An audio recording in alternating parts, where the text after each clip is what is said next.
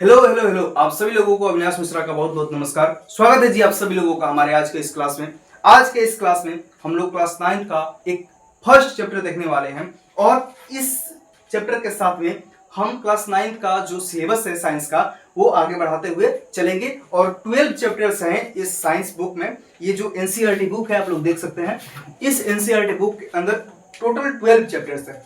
उसको एक एक दिन में सब कुछ पढ़ाया जाएगा। One day one chapter series का ये नाम रहेगा, वन डे वन चैप्टर। ठीक है, साइंस का ये जो सीरीज है वन डे वन चैप्टर, इसमें आप लोगों को क्लास 9 एंड क्लास 10 में, अभी क्लास 9 अगले दिन क्लास 10 अल्टरनेट डेट पे चलेगा ऐसे क्लासेस। तो आज जो है क्लास 9 का फर्स्ट चैप्टर चालू करने जा रहा हूं मैं और उम्मीद करता हूं कि आप लोगों को सब कुछ समझ में आएगा। चलिए शुरू करते हैं। पहला जो चैप्टर है साइंस का, क्लास 9 का जो पहला जो चैप्टर है उस चैप्टर का नाम है मैटर्स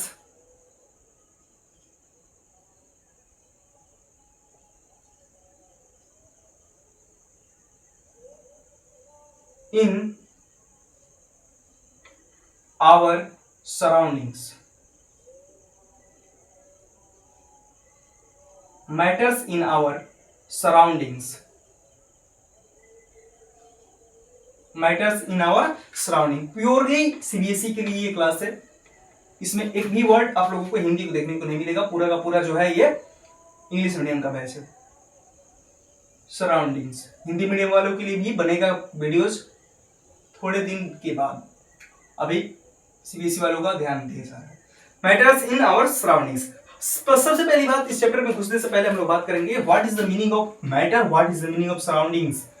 हमारे आसपास या हमारे परिवेश में कौन कौन से पदार्थ हैं, उन पदार्थों के बारे में हम लोग पढ़ेंगे, उन मैटर्स के बारे में हम लोग पढ़ेंगे। सराउंडिंग्स का मतलब होता है हमारे आसपास जो भी चीजें हैं उसको बोलते हैं हम लोग सराउंडिंग्स। जो हमें चारों तरफ से घेरी हुई है उसको बोलते हैं सराउंडिंग्स। अब बात करते हैं what is the matter. Matter क्या होता है मेरे भाई? वो मैटर नहीं जो तुम लोग सोच रहे हो। तुम लोग भी तो कई तरह के मैटर करते हो ना, कि आजा भाई मैटर हो गया। वो वाला मैटर नहीं है, आज अलग तरीके का मैटर चलेगा। मैटर उसको बोलते हैं एनीथिंग, एनीथिंग हर वो चीज जो, एनीथिंग दैट हैज मास, हर वो चीज जिसके पास अपना मास हो। क्या हो? अपना मास हो, जिसके पास अपना वजन हो। Anything that has mass and can occupies, can occupies, occupies some spaces, some spaces। कुछ वो जगह घेरती हो, उस कुछ क्या करती हो? जगह घेरती हो, उसको बोलते हैं हम लोग matter. Anything that has mass and can occupy some spaces are called, या फिर लिख लो इज कॉल्ड मैटर। उसको क्या बोलेंगे हम लोग? मैटर बोलेंगे। क्या बात समझ में आ गया? अब समझना मेरी बात आराम से। ये जो मैटर है, एग्जाम्पल की बात किया जाए, कौन कौन सी चीजें हैं जो मैटर हैं। सबसे पहली बात, हर एक वस्तु जो जिसके पास अपना मास है। तुम हो, तुम एक आदमी हो, एक लड़का हो या एक लड़की हो। तुम अगर लड़का हो तो क्या तुम्हारे पास वजन है? जहां पर तुम बैठ जाते हो कुछ ना कुछ स्थान घेर लेते हो, तो क्या तुम एक, क्या जो ह्यूमन है वो हमारा मैटर नहीं होगा? एकदम होगा। जो हमारा एनिमल है वो मैटर नहीं होगा? होगा। प्लांट हमारा जो है वो मैटर नहीं होगा? एकदम होगा। जो तुम किताबें पढ़ते हो, वो तुम्हारा जो बुक्स है वो भी मैटर होंगे। मानते हो बात को? मानना ही पड़ेगा, और कोई ऑप्शन है नहीं तुम्हारे पास। टेबल हमारा होगा, चेयर हमारा मैटर होगा। समझ में आ गया क्या बात? अब बात करते हैं थोड़ा अलग हट के। अब बताओ कौन सा मैटर होगा, कौन सा नहीं होगा। चेयर और भी चीजें हैं जो मैटर हो सकती हैं, ईटीसी की बात करते हैं। समझ में आ गया क्या बात? Anything that has mass and can occupies the some space, इसको is called matter. And matter का ये सारे हो गया example. Characteristics, characteristics, characteristics features of matter.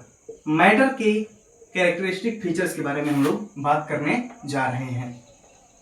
कौन कौन सी फीचर्स होता है, कैरेक्टरिस्टिक फीचर्स होता है मैटर का, वो हम लोग देखेंगे।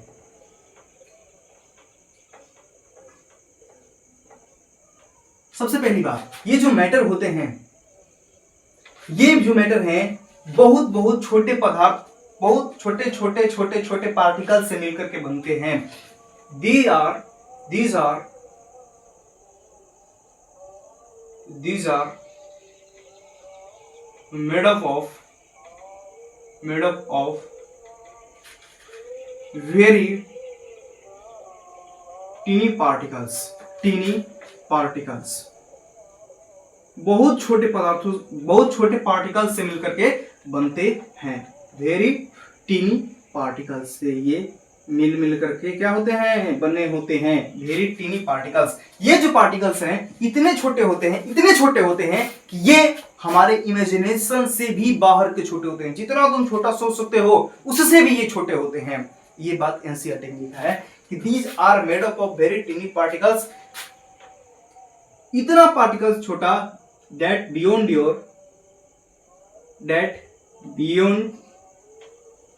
your imagination, तुम्हारे सोच के परे। इमेजिनेशन स्पेलिंग अगर गलत हो तो उसको विद्यार्थी स्वयं सुधारेंगे, मुझसे नहीं कहेंगे कि गलत हो गया है, यहाँ पर गलत हो गया है, स्वयं सुधारो। लो मैं ही सुधार देता हूँ भाई। इमेजिनेशन, बियॉन्ड योर इमेजिनेशन, इतने छोटे होते हैं कि तुम अपनी दिमाग में भी सोच नहीं सकते हो क्योंकि इतने छोटे होते हैं।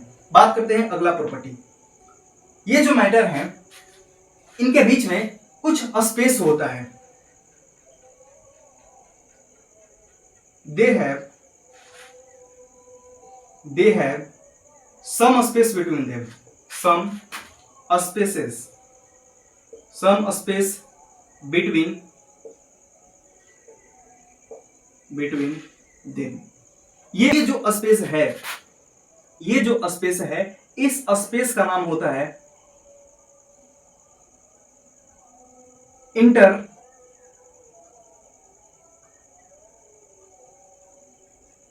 Particle distance. Inter particle distance आया समझ में? यहां पर दो वर्ड समझने वाली है। एक वर्ड है यहां पर inter. What is the meaning of inter? एक होता है इंट्रा। दो वर्ड समझो मेरे भाई अभी। एक वर्ड होता है इंटर और एक वर्ड होता है इंट्रा। इंटर मतलब मेरे और मेरे बगल वाले के बीच में, मेरे और मेरे बगल वाले के बीच में। लेकिन अगर इंट्रा वर्ड आ गया, इंट्रा मतलब मेरे अंदर। क्या बात? मेरे अंदर। इंट्रा मतलब स्वयं के अंदर, ठीक है, जिसकी बात किया जाए उसके ही अंदर। इंट्रा दी क्लास, इस क्लास के अंदर। इंटर दी क्लास मतलब दो क्लास के बीच में, ठीक है। तो इंटर पार्टिकल्स मतलब कि दो पार्टिकल्स के बीच में, दो पार्टिकल्स के बीच में क्या होता है? डिस्टेंस होता है।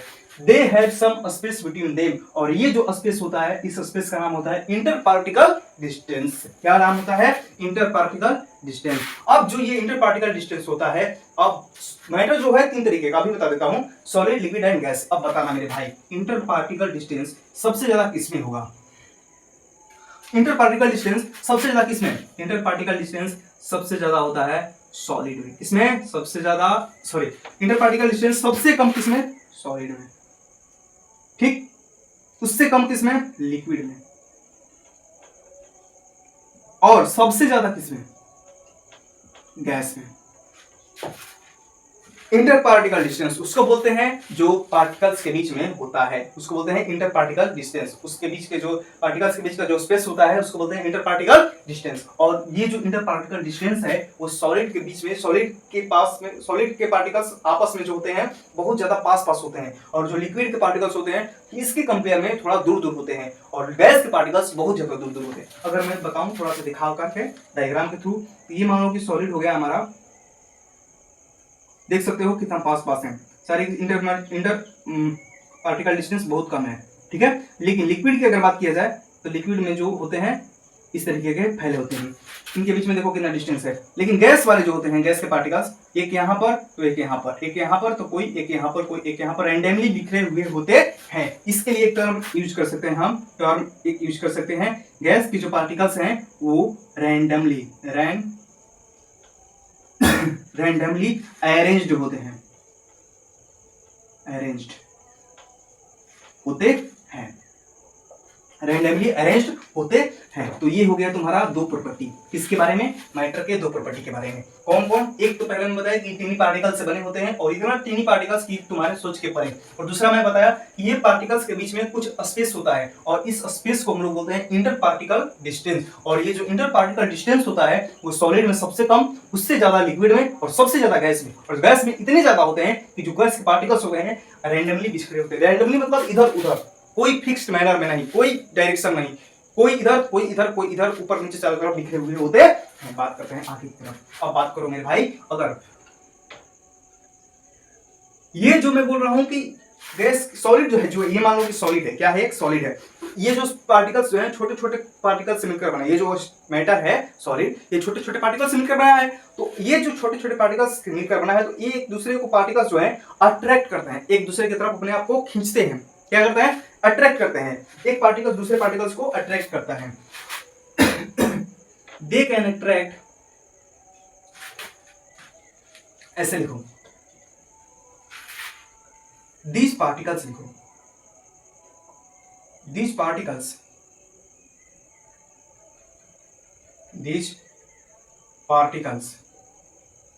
have a some space between them, और इसी तरीके से ये भी, these particles can attract to each other, वो एक दूसरे को, ये जो पार्टिकल्स हैं एक दूसरे को क्या कर सकते हैं, अट्रैक्ट कर सकते हैं। और ये जो अट्रैक्शन है, इस टर्म को, इस फोर्स को हम लोग एक नाम से जानते हैं, इस प्यार को एक नाम से जानते हैं। इस प्यार का नाम है intermolecular force of attraction, inter particle फिर से वही बात, इंटर मतलब दो पार्टिकल्स के बीच वाला, inter particle force of attraction, force of attraction मतलब कि ये inter particle force of attraction से क्या करते हैं, चीजों को अपनी तरफ अट्रैक्ट करते हैं। थोड़ा सा इसको ब्रैकेट में बंद कर दीजिएगा। अब मेरे भाई, मेरे लाडले, बता, इंटर पार्टिकल फोर्स सबसे ज्यादा किसमें होगा, जिसके पार्टिकल्स सबसे ज्यादा सॉलिड में होगा कि गैस में कि लिक्विड में, जिसके पार्टिकल्स पास में हैं, मतलब कि सॉलिड का जो पार्टिकल्स है वो पास में है, इनका स्पेस बिटवीन कम है। तो बता मेरे भाई कि अगर ये पास में है तो इसमें फोर्स ज्यादा लग रहा है ना, तो मतलब अट्रैक्ट करने की शक्ति इनमें ज्यादा है ना, ये जो पार्टिकल्स है ज्यादा फोर्स लगा के खींच रहे हैं, आप दूसरे इसी से सटे हुए हैं, चिपके हुए हैं एक दूसरे के साथ में। तो सबसे ज्यादा इंटरमोलिकुलर फोर्स किसमें होता है, सॉलिड में। सॉलिड में सबसे ज्यादा inter particle force of attraction सबसे ज्यादा किसमें, सॉलिड में। उसके बाद में लिक्विड में, और सबसे कम किसमें, गैस में। सबसे कम किसमें, गैस में।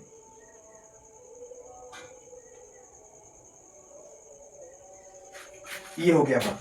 Inter particle force of attraction solid में कम, लिक्विड में कम, सॉलिड में सबसे ज्यादा, लिक्विड में उससे कम, और गैस में सबसे कम। इसीलिए सॉलिड के पार्टिकल्स आपस में बंधे रहते हैं, लिक्विड के पार्टिकल थोड़े से लूजली अरेंज होते हैं, और गैस के पार्टिकल्स रैंडमली अरेंज होते हैं। अब देखिए मेरे भाई बात, ये दो पॉइंट को देख करके, ये वाला जो पॉइंट है और ये वाला जो पॉइंट है, इनको देख करके ये वाला जो ट्रेंड बन रहा है, इसको एक बार ध्यान से देखो।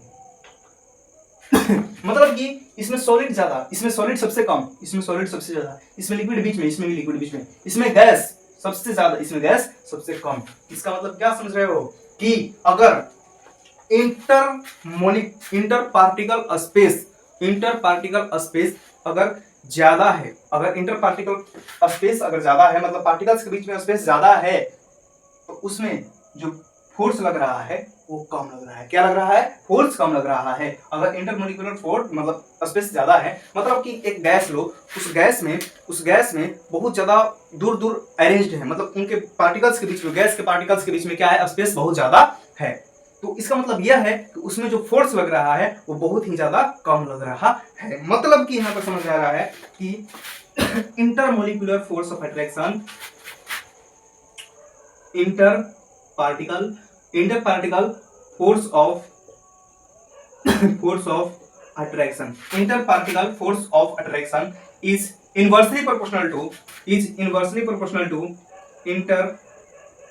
interparticle distance. Interparticle distance इसका मतलब समझे? इंटरपार्टिकल फोर्स ऑफ अट्रैक्शन जो होता है इंटर पार्टिकल डिस्टेंस के इनवर्सली प्रोपोर्शनल। इनवर्सली प्रोपोर्शनल का मतलब क्या होता है? इनवर्सली प्रोपोर्शनल का मतलब एकदम उल्टा। क्या? उल्टा मतलब कि इसको बढ़ाया जाए। अगर इसको बढ़ाया जाएगा फोर्स अट्रैक्शन को, मतलब फोर्स को बढ़ाया जाएगा तो स्पेस कम, स्पेस को बढ़ाया जाएगा तो ये कम, मतलब कि उसको बढ़ाया जाए तो ये कम और इसको बढ़ाया जाए तो वो कम। ठीक ना? उल्टा इन लोगों में रिलेशन होता है। अगर यहाँ पर फोर्स ऑफ अट्रैक्शन ज्यादा हो रहा है, अगर सॉलिड के बीच में फोर्स ऑफ अट्रैक्शन ज्यादा हो रहा है तो सॉलिड के बीच में स्पेस क्या हो रहा है? बोलो बोलो बोलो। सॉलिड के बीच में स्पेस। जो पार्टिकल्स होते हैं वो कंटिन्यूअसली मूविंग होते हैं। these particles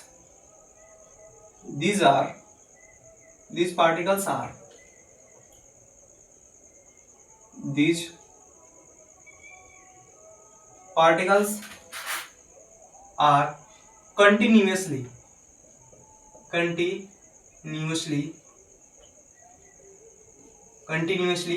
moving.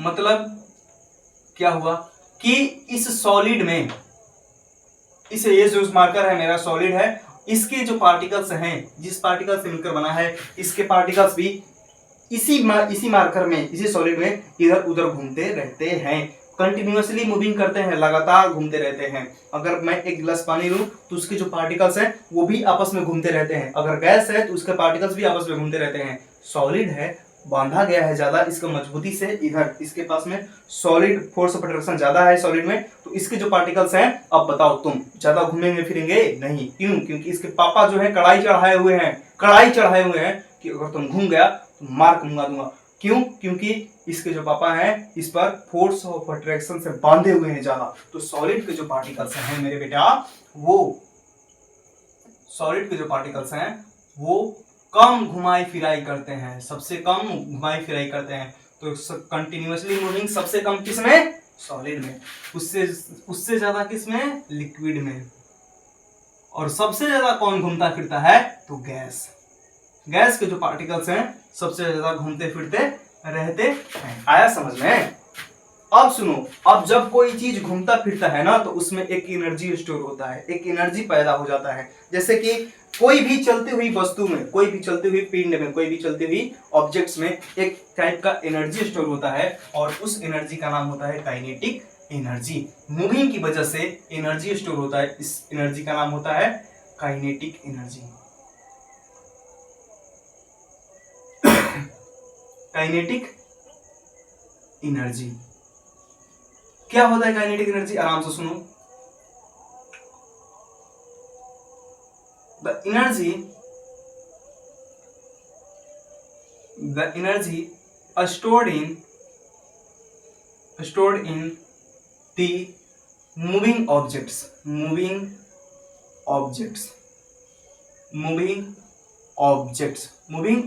में जो एनर्जी स्टोर होती है, कोई भी चीज चलती है ना तो उसमें अगर मूविंग कर रही कोई चीज तो उसमें एनर्जी स्टोर होता है, तो उस एनर्जी का हम लोग नाम बोलते हैं काइनेटिक एनर्जी। अब मेरे भाई बताओ, मेरे लाडले बता दी इधर कि सबसे ज्यादा काइनेटिक एनर्जी किस में स्टोर होगा? सॉलिड में, कि लिक्विड में, कि गैस में?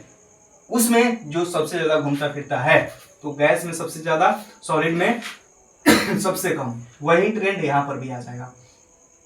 काइनेटिक एनर्जी का ट्रेंड बता दो। सॉलिड में सबसे कम, लिक्विड में उससे ज्यादा और गैस में सबसे ज्यादा। ये हो गया तुम्हारा कॉन्सेप्ट। अब एक बात करते हैं और थोड़ा सा डिफ्यूजन के बारे में। ये हो गया तुम्हारा कैरेक्टरिस्टिक फीचर, बात करते हैं खत्म। ये हो गया तुम्हारा कैरेक्टरिस्टिक फीचर। अब बात करते हैं एक टॉपिक डिफ्यूजन के बारे में कि what is the diffusion.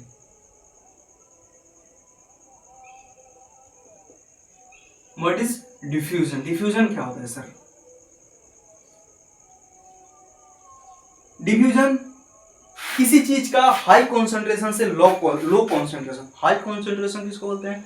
High concentration मतलब कि मान लो कि ये जो है एक बांध बनाया गया है, एक नदी बह रही है, ठीक है, या एक नदी बह रही है और यहाँ पर जो है पानी ही पानी है।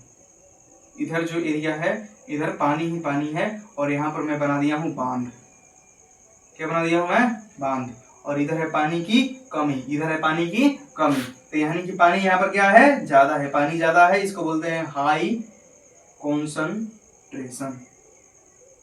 Concentration, high concentration. और इधर पानी क्या है? कम, तो इसको बोलते हैं लो कॉन्सेंट्रेशन। कॉन्सेंट्रेशन, इसको बोलते हैं लो कॉन्सेंट्रेशन। बात समझ में आ गया क्या? अगर कहीं चीज कोई ज्यादा है तो उसको बोलते हैं हाई कॉन्सेंट्रेशन, और कहीं कोई चीज कम है तो उसको बोलते हैं लो कॉन्सेंट्रेशन। अब सुनो आराम से, डिफ्यूजन में क्या होता है? जो चीजें हैं वो हाई कॉन्सेंट्रेशन से लो कॉन्सेंट्रेशन की तरफ जाती है, मूव करती है। हाई कॉन्सेंट्रेशन से लो कॉन्सेंट्रेशन की तरफ मूव करती है। कोई भी चीज है ज्यादा जहां होगा वहां से कम की तरफ जाएगी, तो हाई कॉन्सेंट्रेशन से लो कॉन्सेंट्रेशन की तरफ मूव करती है। अब बात करते हैं कैसे। बिना कोई फोर्स लगाए, बिना कोई प्रेशर लगाए हाई कॉन्सेंट्रेशन से लो कॉन्सेंट्रेशन की तरफ जाती है अपने आप। यहाँ पर कोई बांध नहीं बना होता है मेरे भाई। डिफ्यूजन एक ऐसा प्रोसेस है जिसमें चीजें अपने आप, अपने स्वयं के बल पे, अपने स्वयं के गाटा पे हाई कॉन्सेंट्रेशन से लो कॉन्सेंट्रेशन की तरफ जाती हैं चीजें, उस प्रोसेस को बोलते हैं diffusion. The process by which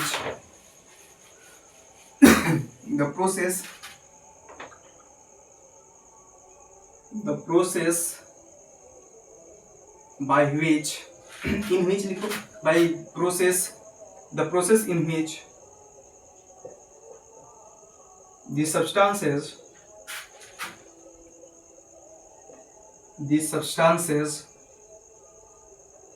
moves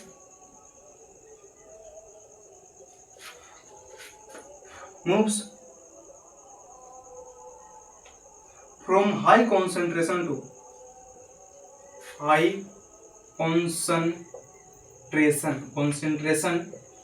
to low concentration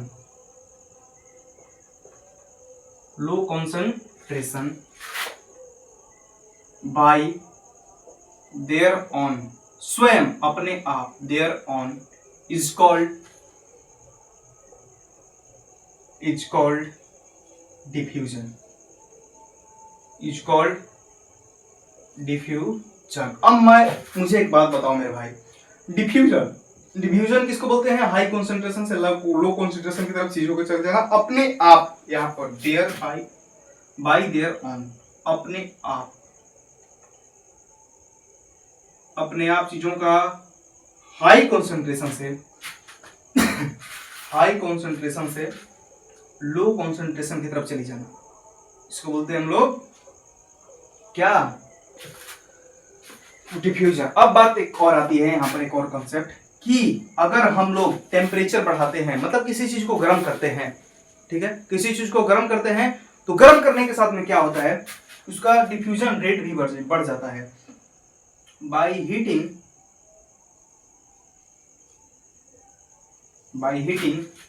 diffusion rate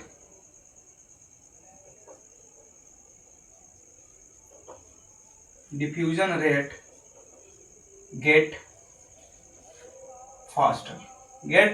faster, तेज हो जाता है। क्यों? अब बात आता है क्यों। क्योंकि जब हीट करते हैं ना हमारे भाई, जब हीट करते हैं तो पार्टिकल्स जो हैं, पार्टिकल्स के बीच का काइनेटिक एनर्जी जो है वो बढ़ जाता है। काइनेटिक एनर्जी क्या हो जाता है? बढ़ जाता है। जो पार्टिकल्स है ना उसके बीच का काइनेटिक एनर्जी बढ़ जाता है जब गर्म करते हैं किसी चीज को, इधर उधर भागने लगते हैं। नहीं समझ में आया? मान लो तू क्लास में बैठा हुआ है और क्लास में मैं कहूँ कि बम फटने वाला है, तो क्या करेगा? इधर उधर भागने लग जाएगा। उसी तरीके से काइनेटिक एनर्जी बढ़ जाता है, तुम्हारा भी काइनेटिक एनर्जी बढ़ जाएगा, और इसको भी हीट करेंगे तो इधर उधर भागने लग जाएगा। जब इधर उधर भागने लग जाएगा तो क्या हो जाएगा? डिफ्यूजन यहाँ से फास्ट हो जाएगा। हाई कॉन्सेंट्रेशन से लो कॉन्सेंट्रेशन चीजें अपने आप जाने लगेगी, इसी वजह से डिफ्यूजन क्या हो जाएगा? बढ़ जाएगा। इसी वजह से क्या हो जाएगा? तुम्हारा डिफ्यूजन बढ़ जाएगा। अब यहाँ पर दो रिलेशन आप लोग याद रखेंगे।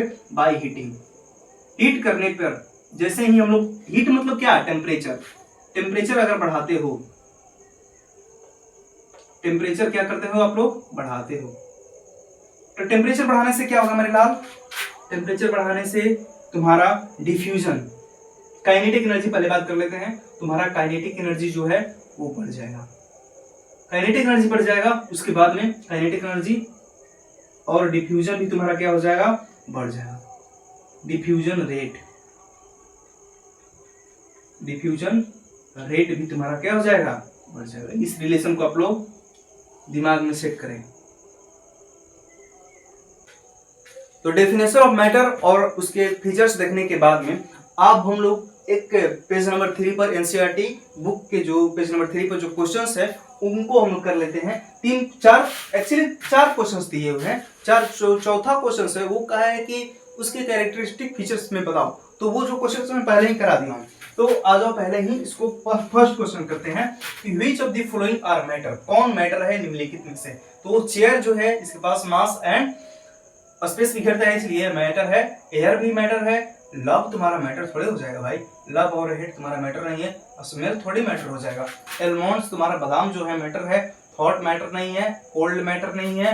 लेमन वाटर मैटर है भाई। और स्मेल ऑफ परफ्यूम भी तुम्हारा मैटर हो जाएगा। ये जो हो गया तुम्हारा फर्स्ट क्वेश्चन का आंसर, आप लोग टिक कर लीजिएगा। उसके बाद में नेक्स्ट क्वेश्चन की तरफ मूव करते हैं, सेकंड क्वेश्चन की तरफ। क्या कह रहा है क्वेश्चन कि the smell of the hot seasoning food, hot seasoning food मतलब गरम गरम खाना का जो स्मेल होता है वो तुम्हें मिल जाता है सेवरल फीट्स अवे, मतलब दूर से ही गरम गरम खाने का जो गंध है हमारी नाकों तक हमारे पास पहुंच जाता है। लेकिन but to get the smell from the cold food, मतलब कि ठंडे खाने की गमक लेने के लिए मुझे उसके पास जाना पड़ेगा। ऐसा क्यों होता है? ऐसा क्यों होता है मेरे भाई? इसलिए होता है क्योंकि जो हॉट सिजलिंग फूड्स हैं उसके पार्टिकल्स, उसके पास में पार्टिकल्स, उसके पार्टिकल्स जो हैं, उस खाने के जो पार्टिकल्स उसका काइनेटिक एनर्जी ज्यादा होता है। क्यों काइनेटिक एनर्जी ज्यादा होता है? क्योंकि वो हॉट है, गर्म है, और टेम्परेचर बढ़ाने से काइनेटिक एनर्जी बढ़ता है। तो उसका जो है तो वो है काइनेटिक एनर्जी उसका ज्यादा। काइनेटिक एनर्जी अगर ज्यादा है तो वो काइनेटिक एनर्जी ज्यादा होने की वजह से उसका जो डिफ्यूजन रेट है वो बढ़ जाता है। डिफ्यूजन रेट जब बढ़ जाता है उसका, उस गर्म खाने का, तो वो जो गर्म खाने के जो पार्टिकल्स हैं वो एयर के पार्टिकल्स के साथ में मिल जाते हैं। एयर के पार्टिकल्स के साथ में जब मिल जाते हैं तो वो हमारी कुछ दूर तक भी हम जब खड़े रहते हैं तो हमारे पास में पहुंच जाते हैं। जबकि खाने ये जो है ठंडे खाने से वैसा नहीं होता है, इसका काइनेटिक एनर्जी ज्यादा नहीं होता है। चलो इसका आंसर लिखते हैं। The kinetic energy of hot sizzling food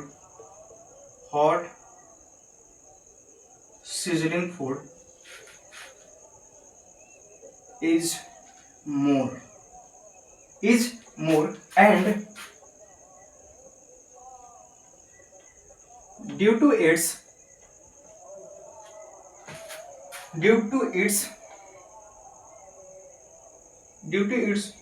more kinetic energy, the diffusion rate,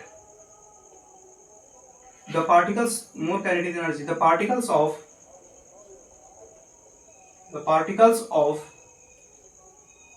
hot sizzling food, the particles of hot sizzling food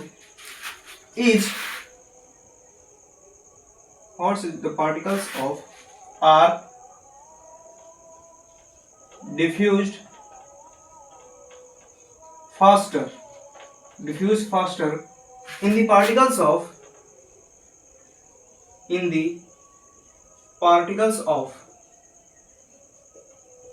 the air। अब एयर के पार्टिकल के साथ में ये जो गर्म खाने का जो पार्टिकल्स है वो मिल जाते हैं। ठीक है। After diffusion the smell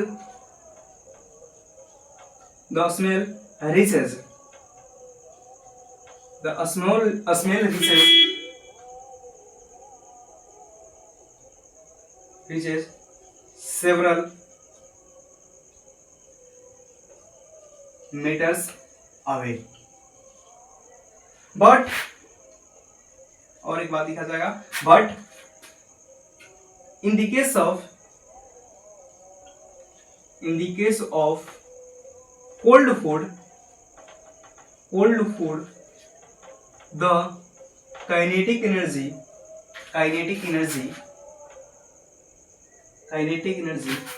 is less। then less diffusion in the particles of air, the particles of air. So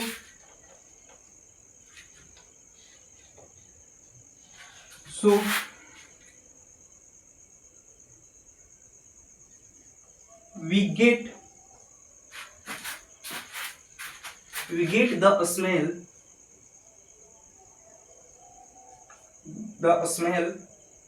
from the cold food,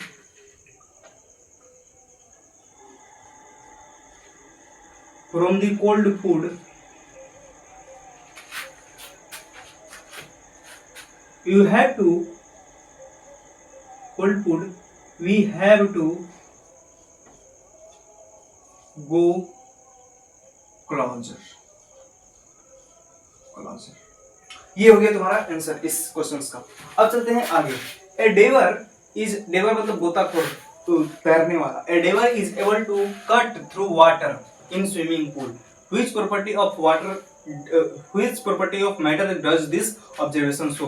कह रहा है कि जो तैरने वाला है, जो स्विमिंग पूल में गोताखोर, वो पानी को स्विमिंग पूल में काट देता है ऐसे ऐसे करके। वो कौन सा प्रॉपर्टी शो कर रहा है मेरे का? एकदम आसान बात। लिक्विड का जो है फोर्स ऑफ अट्रैक्शन, पानी का जो वाटर क्या है? वाटर इज अ लिक्विड जो है, लिक्विड के जो पार्टिकल्स के बीच में फोर्स ऑफ अट्रैक्शन होगा वो कम होता है, तो उसकी वजह से ही वो पानी को काट लेता है। लिखेंगे since water is a liquid and the particles of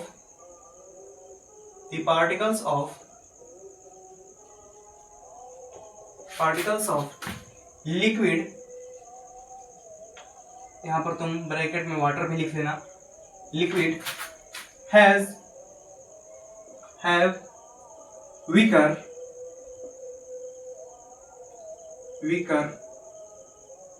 force of attraction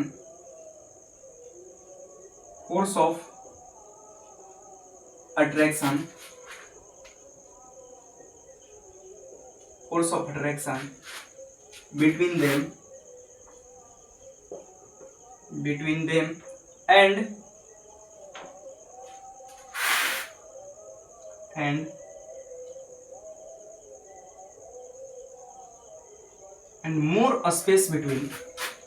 and more a space between them।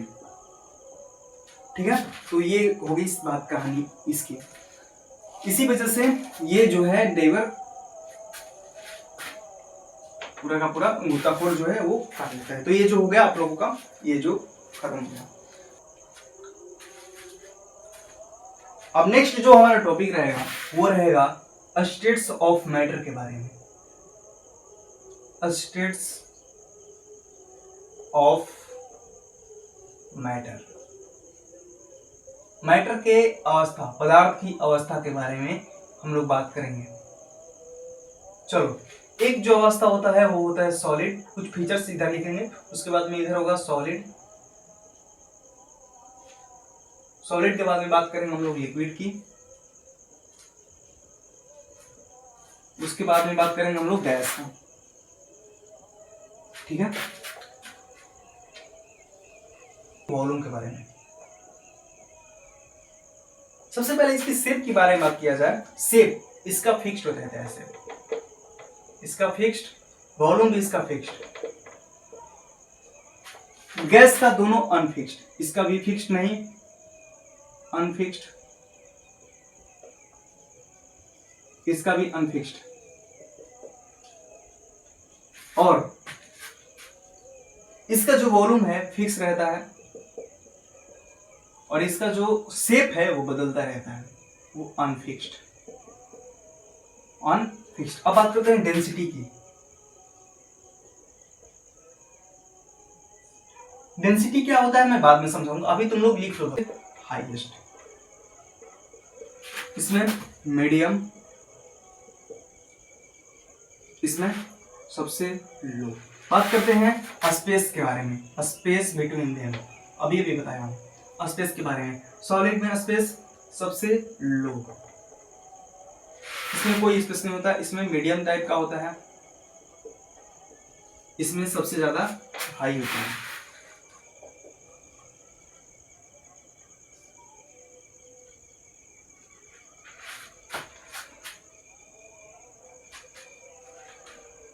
Sorry, यहां पर आप लोग लेस लिखेंगे, यहां पर आप लोग मोर लिखेंगे, यहां पर मीडियम होता है, ठीक ना।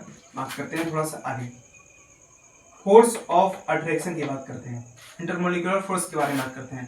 तो इसमें सबसे ज्यादा फोर्स होता है, इसमें मीडियम चलेगी कहानी, और इसमें सबसे कम फोर्स लगता है गैस के पार्टिकल्स में। अब बात करते हैं काइनेटिक एनर्जी के बारे में, सब कुछ पढ़ाया गया है।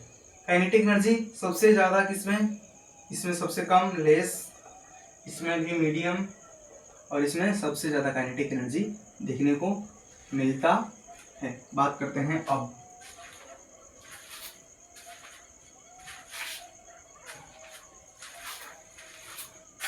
कॉम्प्रेसिबिलिटी की।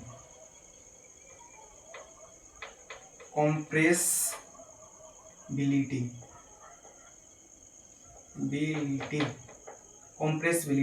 मतलब कि दबाना, किसी चीज को संपीड़ित करना। तो सॉलिड को दबाना मुश्किल है, क्या है कॉम्प्रेसिबिलिटी, क्या है इसका लोवेस्ट,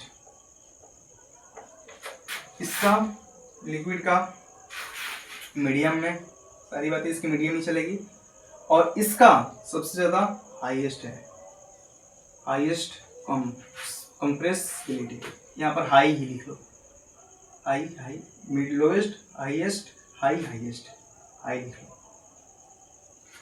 ये हो गया तुम्हारा differentiate between solid liquid and gas के बारे में। सारी बातें बता दी गई थी, इसलिए समझाया नहीं इसको इतना अच्छे से। ये हो गई आप लोगों की एक टेबलेट फॉर्मेट में आप लोगों का difference solid liquid and gas के बारे में। आप लोग इसको नोट कर लीजिए। देखो डेंसिटी, इसको बोलते हैं mass per unit volume is called density.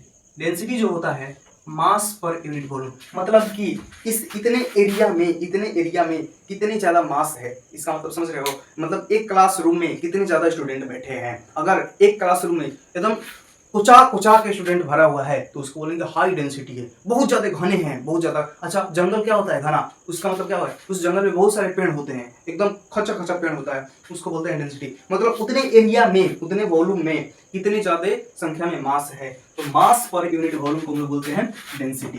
तो डेंसिटी की बात किया जाए, density is equal to mass बटा में volume, mass per unit volume is called density. ये हो गया, ठीक। डेंसिटी को पढ़ने के बाद में हमारे पास एनसीईआरटी पेज नंबर 6 में एक क्वेश्चन है। फर्स्ट जो क्वेश्चन है वो वाला कि arrange the following in order of increasing of density, ठीक है। तो ये जो कुछ टर्म्स दिया है उसको अरेंज करना है बढ़ते क्रम में, मतलब सबसे कम जिसका डेंसिटी होगा सबसे पहले उसको रखना है। तो इन सब में देखो सबसे कम डेंसिटी जो है वो एयर का है, सबसे कम डेंसिटी किसका, एयर का। फर्स्ट नंबर पर एयर, दूसरे नंबर पर ये चिमनी वाला, तीसरे नंबर पर आ जाएगा तुम्हारा कॉटन, चौथे नंबर पर आ जाएगा तुम्हारा ये वाटर, पांचवें नंबर पर आ जाएगा तुम्हारा ये हनी, और 6 नंबर पर आ जाएगा तुम्हारा ये चॉक, और 7 नंबर पर आ जाएगा तुम्हारा ये आयरन। तो ये हो गया तुम्हारा फर्स्ट क्वेश्चन का आंसर। सेकंड, इतनी बातें करने के बाद अब जो हमारा टॉपिक है वो क्वेश्चंस की तरफ बढ़ता है, और ये जो एनसीईआरटी पेज नंबर 6 पर जो क्वेश्चंस है उनको हम लोग देखते हैं, करते हैं। जो क्वेश्चन नंबर फर्स्ट था वो मैं करा दिया हूं, डेंसिटी वाला। क्वेश्चन नंबर ए जो था 2 का ए, वो क्वेश्चन है टेबुलेट करने वाला, टेबल के फॉर्मेट में सबका डिफरेंस लिखने वाला, सॉलिड लिक्विड गैस के, वो हो गया। उसके बाद में क्वेश्चन नंबर बी की तरफ पढ़ते हैं। तो कमेंट ऑन द फ्लोइंग, ये जो कुछ टर्म्स हैं उसके बारे में बताना है। तो उसके बारे में सबसे पहला जो टर्म्स आता है रिजिडिटी। रिजिडिटी किसको बोलते हैं, मतलब कि कठोरता किसको बोलते हैं। तो वो चीज जिसकी वो प्रॉपर्टी, एक बॉडी की वो प्रॉपर्टी, एक ऑब्जेक्ट का वो property by which a body can resist the change in the shape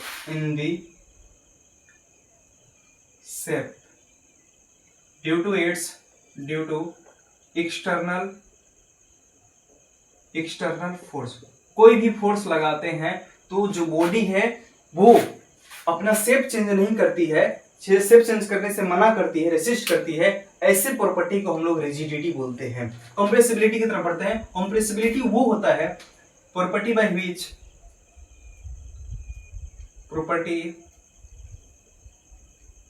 which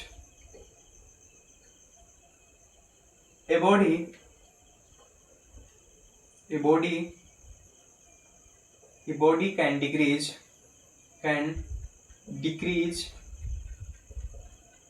its volume. ये जो वॉल्यूम है डिक्रीज कर लेती है by applied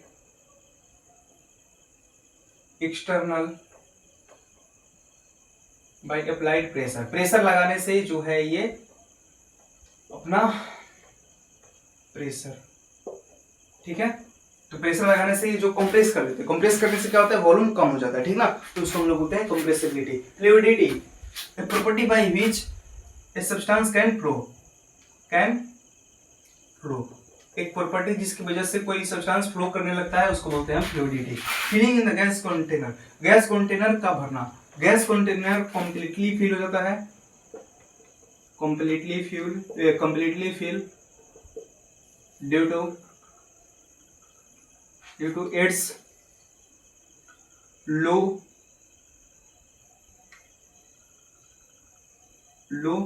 intermolecular space, interparticle space and high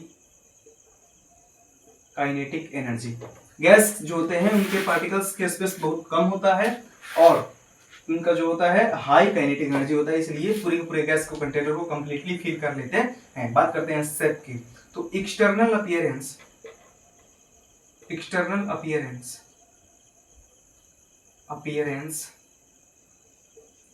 of an object which called its shape, ठीक है। Kinetic energy जो store होता है ये पढ़ा चुका हूं मैं। डेंसिटी क्या होता है ये बता चुका हूं मैं।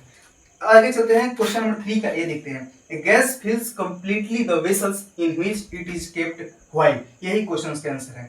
फिर लिखेंगे कंप्लीटली फिल इसलिए करता है A gas can fill completely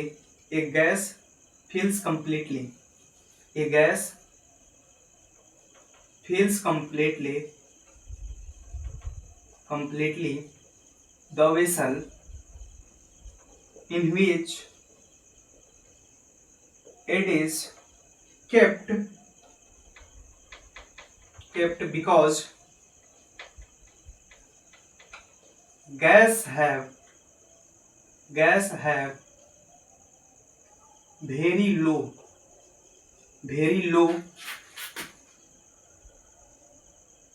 interparticle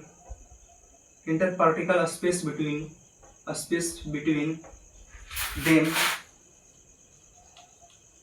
and high kinetic energy। ये हो गया आंसर इसका। आगे चलते हैं क्वेश्चन नंबर बी की तरफ। ए gas exerts pressure on the walls while due to its random motion।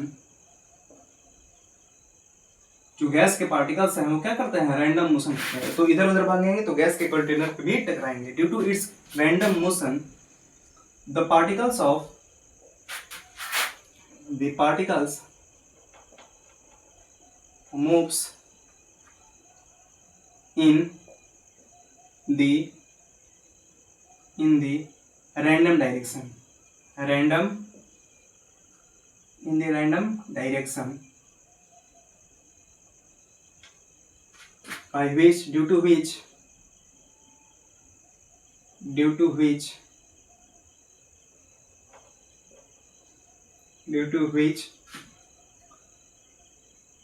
which gas exerts pressure on the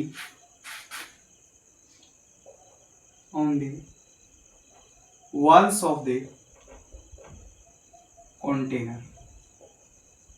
container के वॉल पर क्या लगाती है, ये प्रेशर लगाती है। चलो आगे चलते हैं। ये wooden table should be called a solid. Why? A wooden table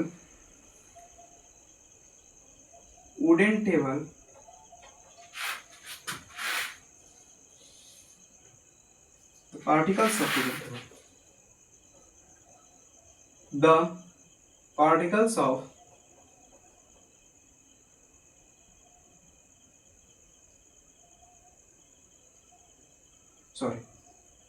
a wooden table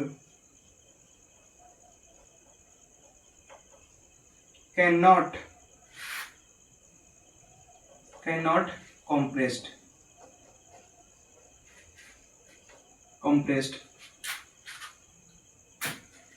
so it is called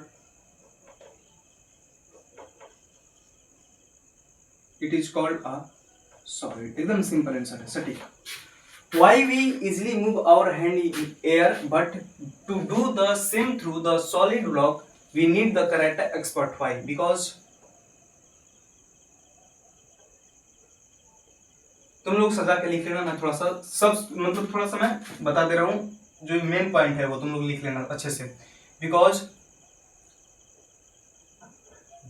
the particles of air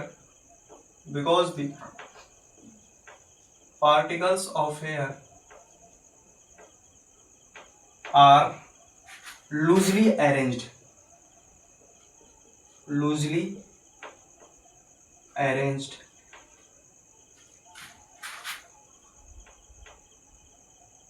but the particles of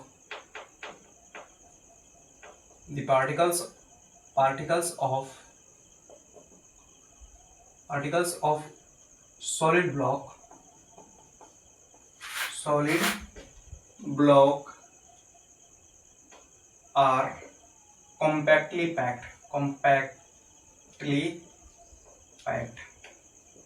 समझ में आ गया क्या बात? आगे चलते हैं, last question number 4। A liquids generally have lower density. ये question थोड़ा सा समझने वाला और इंपॉर्टेंट है।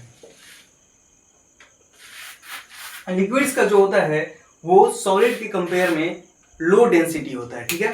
लिक्विड्स का जो है वो सॉलिड के कंपेयर में कम डेंसिटी होता है, लेकिन आइस जो है वो वाटर के सरफेस पर क्यों तैरता है ये बताना है। मतलब कहने का है जिसका डेंसिटी कम रहता है वो तैरता है। तो यहाँ पर आइस क्या है, आइस एक सॉलिड है और वाटर क्या है, लिक्विड है।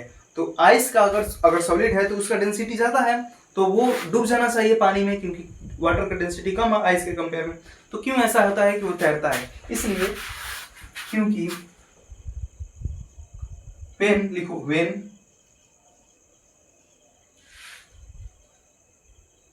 when water converts into ice, volume increases due to a special arrangement,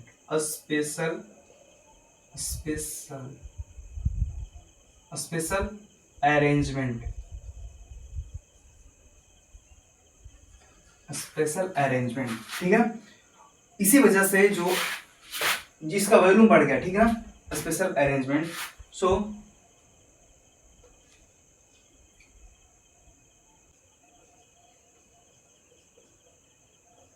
ice density ice density becomes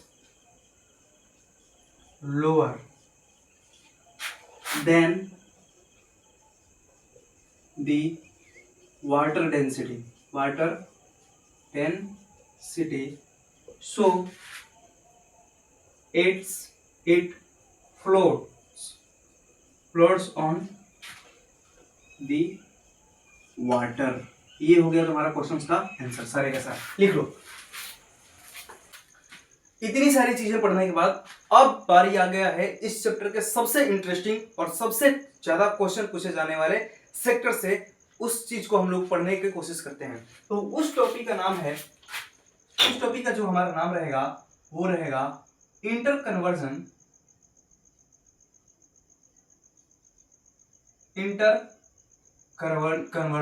मतलब आपस में चेंज होना। Inter conversion of states of matter. Matter के कितने स्टेट्स होते हैं? 3 स्टेट, सॉलिड, लिक्विड और गैस। इनका आपस में बदल जाना, सॉलिड का लिक्विड में हो जाना, लिक्विड का गैस में हो जाना, गैस का फिर से सॉलिड में हो जाना, सॉलिड का लिक्विड में हो जाना, लिक्विड का सॉलिड में हो जाना, इन सब का इंटर कन्वर्जन, आपस में बदलाव को हम लोग कहते हैं inter conversion of states of matter. और ये किस लिए होता है? ड्यू टू टेम्परेचर की वजह से होता है। मतलब टेम्परेचर क्यों टेम्परेचर मतलब हीट जब किसी मान लो कि सॉलिड है, आइस है, उसको हीट करेंगे, उसको टेम्परेचर देंगे तो वो क्या होगा? मेल्ट होकर के वाटर बना देगा, तो लिक्विड बन गया ना। तो टेम्परेचर की वजह से ही तो हुआ है temperature, due to temperature and pressure ऐसे कि एक लिक्विड है उसको बहुत ज्यादा, सॉरी एक गैस है, जैसे कि मानो कि CO2 गैस है, उसको बहुत ज्यादा कंप्रेस कर दोगे, उसके बहुत ज्यादा प्रेशर लगा दोगे तो वो क्या हो जाएगा? ड्राई आइस बन जाएगा, CO2 बन जाएगा, ड्राई आइस बन जाएगा। अब बात करते हैं कैसे कैसे होता है। ये तो बात चल गया कि टेम्परेचर बढ़ाने की वजह से होता है और प्रेशर की वजह से होता है। कौन सा इंटर कन्वर्जन होता है? टेम्परेचर और हमारा प्रेशर की वजह से इंटर कन्वर्जन होता है। अब बात करते हैं कैसे कैसे। सबसे पहले जो सॉलिड है, सॉलिड स्टेट्स ऑफ मैटर 3 होते हैं, एक सॉलिड, एक लिक्विड और जो एक और होता है उसका नाम होता है गैस।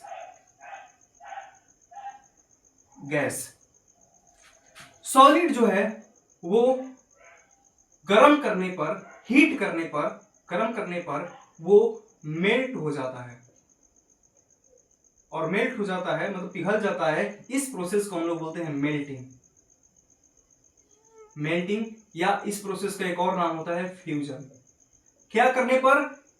हीट करने पर। ठीक है, अब बात करते हैं सॉलिड बदल गया लिक्विड में, किस चीज पर? हीट करने पर। किस चीज के बारे में?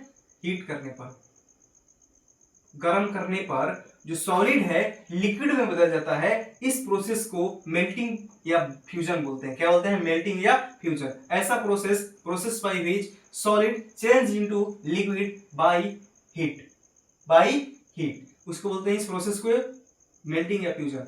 अब इस लिक्विड को, अब उल्टा चलते हैं, अब सॉलिड बदला है लिक्विड में, अब लिक्विड बदलेगा सॉलिड में। अब लिक्विड को करेंगे हम लोग कूल। क्या करेंगे? कूल। मान लो कि यहाँ पर वाटर है, वाटर को हम लोग ठंडा करेंगे तो क्या बन जाएगा? आइस, सॉलिड बन जाएगा। तो इस प्रोसेस को बोलते हैं सॉलिडिफिकेशन। सॉलिड बन रहा है ना, तो इसको बोलते हैं सॉलिडिफिकेशन बाय कूलिंग। किसके द्वारा? कूलिंग के द्वारा। छोड़ हटाओ ये हीट, ये सारी बातें हटाओ। तो आप लोगों को मेल्टिंग समझ में आया, आप लोगों को सॉलिडिफिकेशन समझ में आया।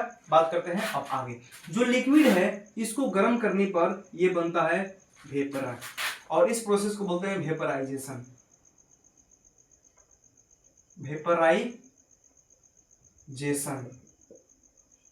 किसके द्वारा? लिक्विड गैस में चेंज होता है, लिक्विड को गर्म करने पर गैस में चेंज होता है। इस प्रोसेस का नाम होता है वेपराइजेशन। अब बात करते हैं गैस जो है इसको ठंडा करने पर ये चेंज होती है लिक्विड में, ये चेंज होता है लिक्विड में, और इस प्रोसेस को हम लोग बोलते हैं कंडेंसेशन। इस प्रोसेस को बोलते हैं कंडेंसेशन। कंडेंसेशन। अब जो है सॉलिड, अब देखो सॉलिड से मैं लिक्विड बना दिया, लिक्विड से मैं बना दिया सॉलिड, लिक्विड से मैं गैस बना दिया, गैस से बना दिया सॉलिड। क्या एक ऐसा भी प्रोसेस होता है जो सॉलिड से सीधे गैस में बदलेगा विदाउट लिक्विड? लिक्विड में जाने के बजाय वो सॉलिड में ही चेंज हो जाएगा, और इस प्रोसेस को बोलते हैं सब्लिमेशन।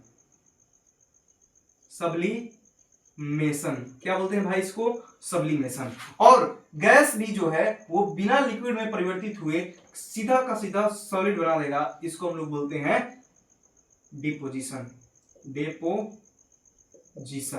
क्या बात है, समझ में आ गई? अब एक एक का हम लोग डेफिनेशन लिख लेते हैं। पहली बात करते हैं हम लोग मेल्टिंग या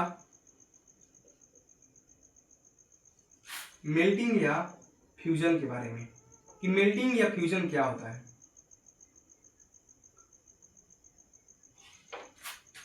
द प्रोसेस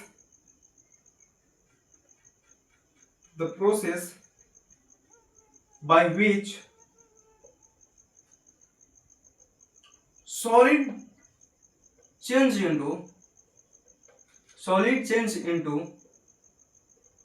liquid, किसमें चेंज होते हैं? लिक्विड में। by heating is called, उस प्रोसेस का क्या नाम होता है? मेल्टिंग। Is called melting. और फ्यूजन, इसको बोलते हैं फ्यूजन भी इसको बोलते हैं।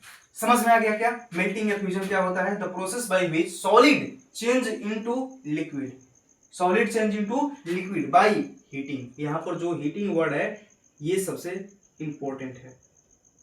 सॉलिड चेंज होते हैं लिक्विड में बाय हीटिंग, इसको हम लोग बोलते हैं, इसको क्या बोला जाता है? मेल्टिंग, पिघल जाना किसी चीज को, ठीक ना। और यहां पर एक चीज और होता है मेल्टिंग पॉइंट। अब आ ही गए हो तो एक और टर्म सीख के जाओ, melting point. What is the melting point? क्या एकदम मस्त कॉन्सेप्ट है मेल्टिंग पॉइंट का, आराम से सुनो। जिस तापमान पे the temperature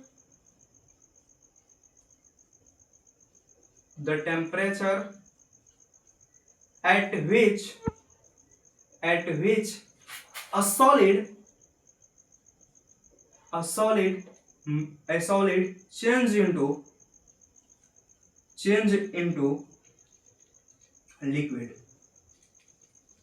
liquid at atmospheric pressure।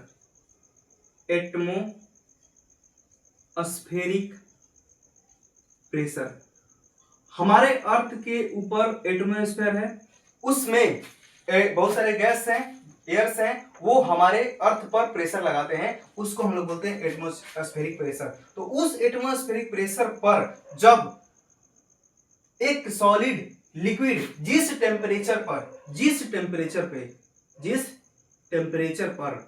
एक सॉलिड चेंज होता है लिक्विड में, एक जो सॉलिड है वो लिक्विड में चेंज होता है जिस टेम्परेचर पर, उस टेम्परेचर को बोलते हैं मेल्टिंग पॉइंट या फ्यूजन पॉइंट। क्या बोलते हैं इसको? Melting point. तो जिस टेम्परेचर पर जिस टेम्परेचर पर एक सॉलिड जो है चेंज होता है लिक्विड में एट द एटमॉस्फेरिक प्रेशर, इसका इग्नोर कर दो, कोई दिक्कत नहीं है। एक सॉलिड चेंज होता है लिक्विड में जिस टेम्परेचर पर, उसको बोलते हैं melting point. Atmospheric pressure is called melting point.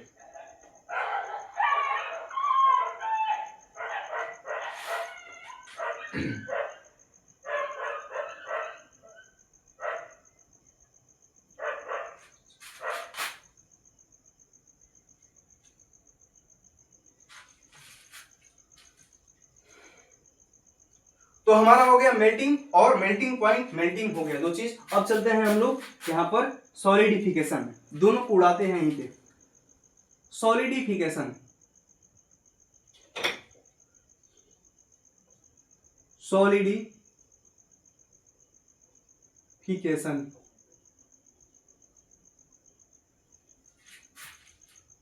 Sorry, इससे पहले एक और टर्म देख लेते हैं। मेल्टिंग और मेल्टिंग पॉइंट पढ़ने के बाद में एक और टर्म पढ़ लेते हैं यहां पर, latent heat of latent heat of fusion, latent heat of fusion, इसको पढ़ते हैं। लेटेंट जो वर्ड है, इस लेटेंट वर्ड का मतलब होता है, इस शब्द का क्या मतलब होता है सर? ये जो लेटेंट वर्ड है ना, लेटेंट, इस लेटेंट वर्ड का मतलब होता है हिडन। हिडन का मतलब होता है छिपा हुआ, छिपा हुआ, मतलब कि ये दिखाई नहीं देता है, ये महसूस नहीं होता है, ये छिपा रहता है, छिपा हुआ, छिपा हुआ, हिडन है। तो लेटेंट हीट एक छिपा हुआ हीट जो फ्यूजन कराता है, जो सॉलिड को लिक्विड में चेंज कराता है, उसको हम लोग बोलते हैं लेटेंट हीट। क्या होता है इसका डेफिनेशन? थोड़ा डेफिनेशन देख लेते हैं भाई साहब। तो the heat required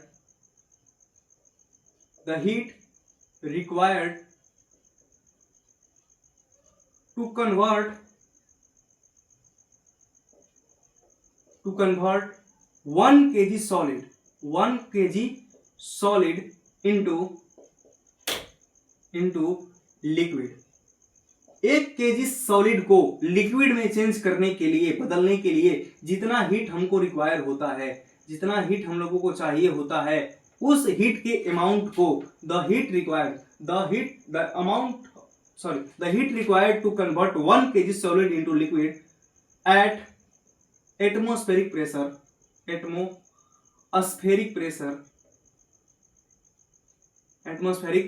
pressure is called latent heat of fusion।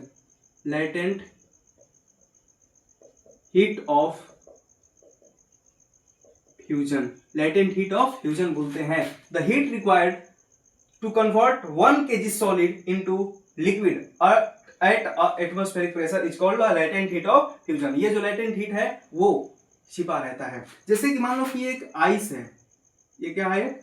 Ice का एक टुकड़ा है जो कि सॉलिड है, मानते हैं बात को? ये आइस है, और इसको अगर मैं टेम्परेचर देना चालू करूं, इसको मैं गर्म करना चालू करूं, क्या करूं? गर्म करना चालू करूं, तो इसके में दूंगा मैं, देखो इसको, ये आइस हो गया तुम्हारा, इसको मैं करना चाह रहा हूं गर्म।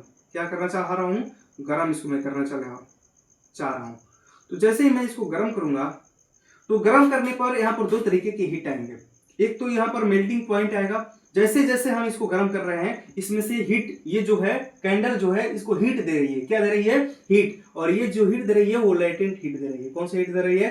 Latent heat. अब ये जो लेटेंट हीट है, इसको ये आइस जो है अपने अंदर सूखेगा, क्या करेगा? एब्जॉर्ब करेगा, और इस आइस जो है अपने अंदर की जो मोलिकुलर बॉन्ड है, जो फोर्स ऑफ अट्रैक्शन है, इसको खत्म करेगा। क्या करेगा? खत्म करेगा। जैसे कि मान लो यह इसके अंदर का स्ट्रक्चर है, इस आइस का स्ट्रक्चर है, मान के चलो ये ऐसा स्ट्रक्चर है। जैसे ही हम इसको लेटेंट हीट देंगे, जैसे हम इसको गर्म करेंगे, तो गर्म करेंगे तो कौन सा हीट दे रहे हैं? Latent heat. लेटेंट हीट देंगे तो ये जो बॉन्ड है इसके टूटते चले जाएंगे, इंटरमोलिकुलर फोर्स जो है वो कमजोर होता चला जाएगा, और ये आइस जब टूट जाएगा तो क्या बन जाएगा?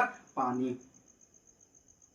तो इंटरमोलिकुलर फोर्स ऑफ अट्रैक्शन को कम करने के लिए, या इसके स्ट्रक्चर को तहस नहस करने के लिए जो हीट रिक्वायर्ड होती है, उसको हम लोग लेटेंट हीट बोलते हैं।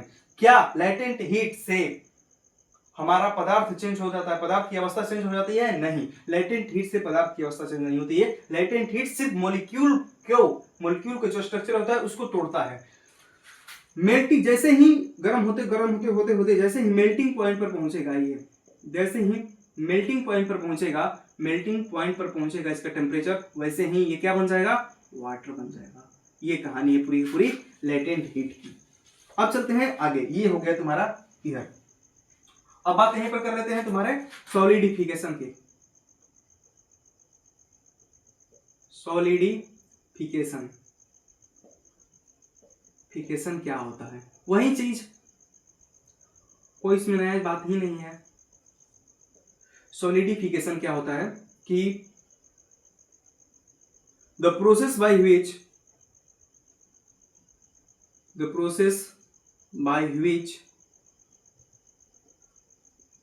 a liquid change into into solid, जो लिक्विड है वो किसमें बदल जाते हैं, सॉलिड में, बाई कूलिंग, ठंडा करने पर, क्या करने पर, ठंडा करने पर, by cooling is called solidification, solidification is called solidification. ये हो गया तुम्हारा सॉलिडिफिकेशन का डेफिनेशन। और बात करते हैं इधर, अब चलते हैं लिक्विड से गैस बनाते हैं, और बनाते हैं लिक्विड से गैस बनाने का प्रोसेस को बोलते हैं vaporisation, vaporisation.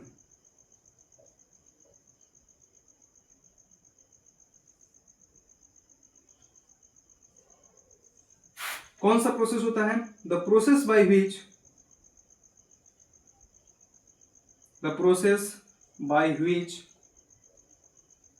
a liquid change into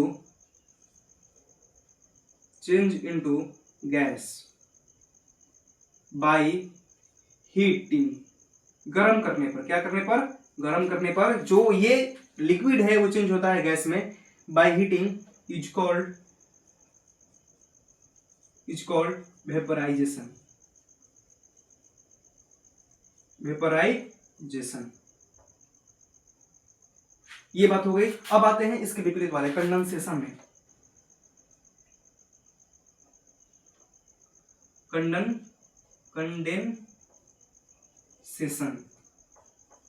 condensation किसको बोलते हैं, वही बात कि गैस को ठंडा करने पर जब लिक्विड बन जाता है, इस प्रोसेस को हम लोग बोलते हैं condensation.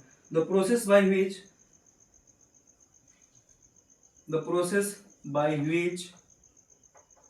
a gas change into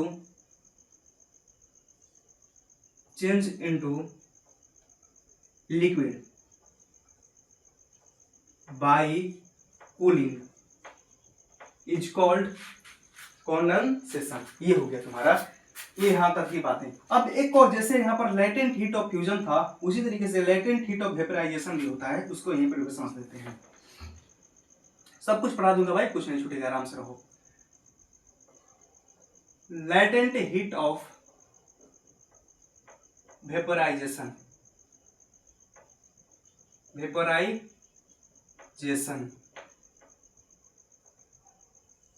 latent heat of vaporization क्या होता है ये,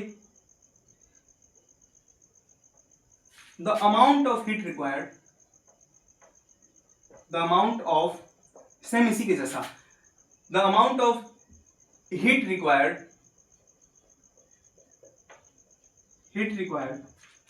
to convert 1 kg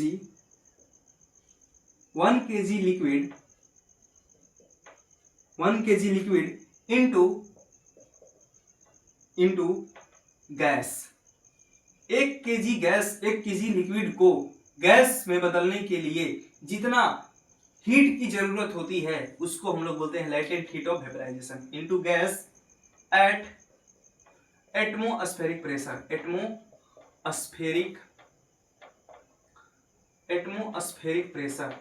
atmospheric pressure is called latent heat of vaporization. I hope आप लोगों को latent heat of fusion and latent heat of vaporization समझ में आ गया। वेपराइजेशन, उसको हम लोग वेपराइजेशन बोलते हैं। 1 केजी लिक्विड को गैस में चेंज करने के लिए जितने हीट की जरूरत पड़ती है, उसको हम लोग लेटेंट हीट ऑफ वेपराइजेशन बोलते हैं। अब बात करते हैं, यहां पर आते हैं सॉलिड सब्लिमेशन एंड डिपोजिशन में। सब्लिमेशन, इसमें इसका डेफिनेशन ये होगा कि the process by which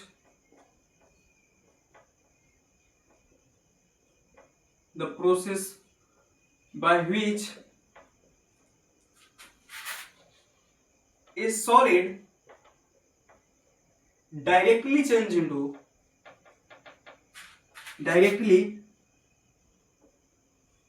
change into gas, directly change होते हैं किसमें, गैस में, विदाउट कन्वर्टिंग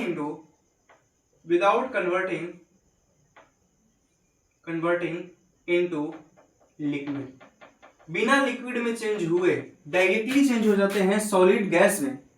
इस प्रोसेस को बोलते हैं into liquid at atmospheric pressure, छोड़ हटाओ, इज कॉल्ड सब्लिमेशन। अगर कपूर जलाते हो तो वो लिक्विड में चेंज होता है, वो सॉलिड है कपूर को जलाते हैं तो वो वेपर बनकर के ऊपर उठ जाता है, मतलब गैस में चेंज हो जाता है बिना लिक्विड में चेंज हुए, तो वो एक सब्लिमेशन का एक एग्जांपल। अब आते हैं इधर डिपोजिशन।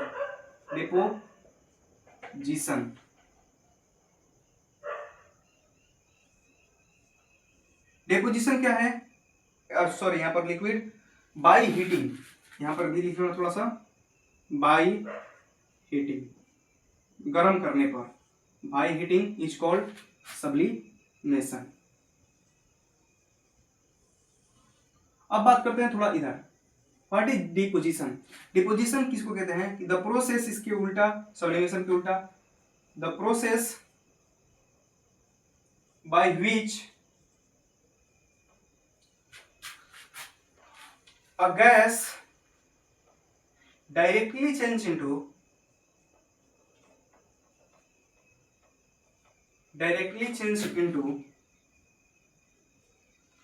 solid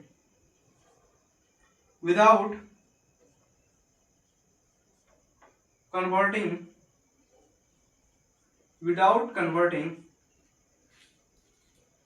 into लिक्विड, बिना लिक्विड में चेंज हुए जो गैस है वो सॉलिड में चेंज होता है into liquid bye cooling, is called deposition. आया समझ में, एकदम आया होगा। तो ये था इंटर कन्वर्जन ऑफ सब्सटेंस के बारे में पूरा का पूरा चीज, देख लो आराम से, इसको लिख लो एक बार, और लिख करके अगर हो जाए तो कमेंट में लिखो कि सब कुछ क्लियर हो गया है, इंटर कन्वर्जन के बारे में सब कुछ हम लोगों को ज्ञान हो गया है, लिखो। तो मूव कर रहे हैं इस चैप्टर के सबसे लास्ट कॉन्सेप्ट की तरफ और सबसे इंपॉर्टेंट कॉन्सेप्ट की तरफ, वो है boiling point.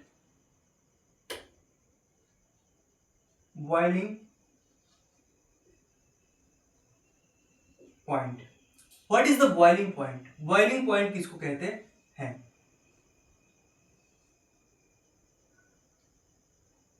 The minimum temperature,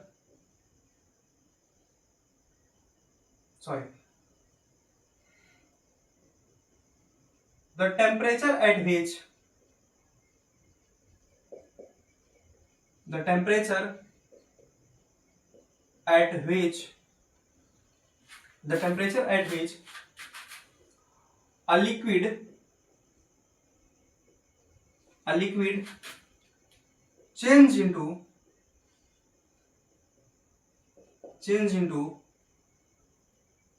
vapor, change into gas लिखो, change into gas at atmospheric pressure,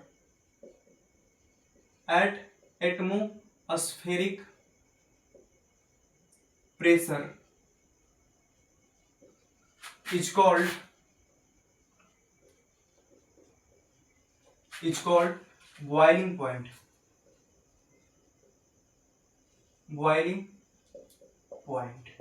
हाँ आराम से सुना मेरे भाई, वह टेम्परेचर जिस पर एक जो लिक्विड है, मान लो कि इसमें मैं पानी रखा हूं, इसमें पानी है भर के, और इस पानी को मैं करता हूं गर्म। क्या करना चालू करता हूं मैं इसको गर्म। जब मैं गर्म करना चालू करूंगा तो यहाँ पर लैटेंट हीट दूंगा पहले, और जिस टेम्परेचर पर जाने के बाद में, वो टेम्परेचर जिस पर पहुंचने के बाद में ये जो लिक्विड है गैस में परिवर्तित होना चालू कर दे। जिस टेम्परेचर पर ये जो लिक्विड है गैस में परिवर्तित होने लग जाए, उस टेम्परेचर को हम लोग बोलते हैं बॉइलिंग पॉइंट। उस टेम्परेचर को क्या बोलते हैं हम लोग? Boiling point. समझ में आ गया क्या? अब चलते हैं आगे। एक और होता है इसी के जैसा, उसका नाम होता है इवापोरेशन। इवापोरेशन, आराम से सुनना, ये इंपॉर्टेंट पॉइंट है। इवापोरेशन इसको बोलते हैं the process by which a liquid change into या convert into change into vapor। किसमें चेंज हो जाते हैं? वेपर में। at any temperature just below its boiling point is called, उस प्रोसेस का नाम होता है इवापोरेशन।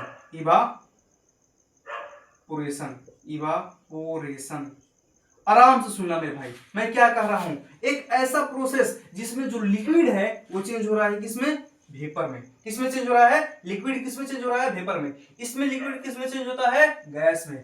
गैस में और वेपर में क्या अंतर है? दोनों सेम ही है। दोनों क्या है? सेम ही है। तो एक लिक्विड चेंज होता है वेपर में। अब बात करते हैं, ये जो है एक खास टेम्परेचर पर होता है और ये जो है किसी भी टेम्परेचर पर हो जाता है, एंड एनी टेम्परेचर। शर्त है, लेकिन वो जो टेम्परेचर होना चाहिए उसकी बॉइलिंग पॉइंट से टेम्परेचर वो क्या होना चाहिए? कम होना चाहिए। फिर से एक बार, एक खास टेम्परेचर पर अगर लिक्विड गैस में चेंज हो रहा है उसको बोलेंगे बॉइलिंग पॉइंट। एक खास टेम्परेचर पर, मिनिमम टेम्परेचर पर अगर कोई लिक्विड जो है वो गैस में कन्वर्ट हो रहा है उसको बोलते हैं बॉइलिंग पॉइंट। लेकिन बॉइलिंग पॉइंट से कम टेम्परेचर, चाहे वो कितना भी टेम्परेचर क्यों ना हो, अगर उस टेम्परेचर पर लिक्विड गैस या वेपर में चेंज होता है उसको बोलते हैं हम लोग इवापोरेशन। समझ में आ गया क्या? बोलो, अगर समझ में आ गया है तो आ जाओ, इन दोनों में अंतर देखते हैं। डिफरेंस बिटवीन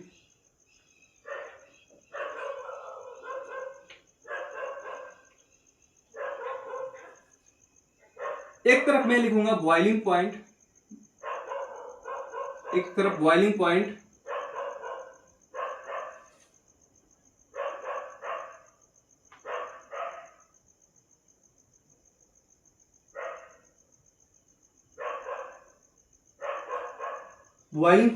और एक तरफ मैं लिखूंगा इवापोरेशन। इन दोनों में क्या अंतर होता है आओ समझते हैं। इवापोरेशन, ये जो इवापोरेशन होता है ये जो है बल्क फिनोमेना है। पहली बात, ये बल्क फिनोमेना है। बल्क फिनोमेना का मतलब क्या हो गया कि यह अगर पानी में गर्म कर रहा हूं तो इस कटोरा में जितना पानी है पूरा का पूरा क्या होगा? गैस बनेगा। क्या बनेगा? गैस बनेगा। इसको बोलते हैं बल्क, मतलब पूरे में बन जाएगा, पूरा गैस में परिवर्तित हो जाएगा। लेकिन यह है सिर्फ सरफेस फिनोमेना। यह क्या है? एक सरफेस फिनोमेना है। सरफेस फिनोमेना का मतलब क्या हुआ कि इसके, अगर यहां पर मैं एक प्लेट लेता हूं और इस प्लेट पे मैं अगर पानी रखा हूं तो इस प्लेट के पानी से ही इस जो सरफेस पर पानी होगा वही सिर्फ वेपर बनाएगा, गैस में परिवर्तित होगा, पूरा का पूरा पानी नहीं। लेकिन ये जो है बल्क फिनोमेना होता है। तो यहां से समझ में आ रहा है यह बल्क फिनोमेना है, इसलिए यह फास्ट होता है और ये जो होता है वो स्लो होता है। समझ में आ गया क्या? इवापोरेशन, एंड ये एट अ फिक्स्ड टेम्परेचर पे होता है, किसी फिक्स्ड टेम्परेचर पे होता है टेम्परेचर। लेकिन ये जो होता है at any temperature just below it's boiling point. शर्त होना चाहिए कि उसके बॉइलिंग पॉइंट से उसका टेम्परेचर क्या होना चाहिए, कम, और उससे कम अगर टेम्परेचर कितना भी दे दो वो हो जाएगा बल ये हो जाएगा इवापोरेशन। तो ये है डिफरेंस कुछ बॉइलिंग पॉइंट एंड इवापोरेशन में। एक और डिफरेंस देख लेते हैं। ये जो है इवापोरेशन है, ये जो है जब बॉइलिंग होता है, कोई चीज बॉइल होता है तो ये कूलिंग नहीं करता है, कॉज कूलिंग कॉज कूलिंग नहीं करता है, लेकिन ये जो है कूल करता है, कॉज कूलिंग। ये जो है अगर इवापोरेशन कहीं होगा तो वहां पर कूलिंग ही होगा, ठंडा ठंडा लगेगा। एक एग्जांपल समझा दिया जाए, छोड़ो। ये हो गया बॉइलिंग पॉइंट एंड इवापोरेशन में अंतर। थोड़ा सा इवापोरेशन के बारे में और बात करते हैं। ये जो इवापोरेशन है या सरफेस फिनोमेना है। सरफेस फिनोमेना के मतलब क्या हुआ, और अगर ये सरफेस फिनोमेना है, ठीक ना। अब बात करते हैं थोड़ा सा आगे, फैक्टर्स अफेक्टिंग, थोड़ा सा इधर ही आ जाइए आप लोग।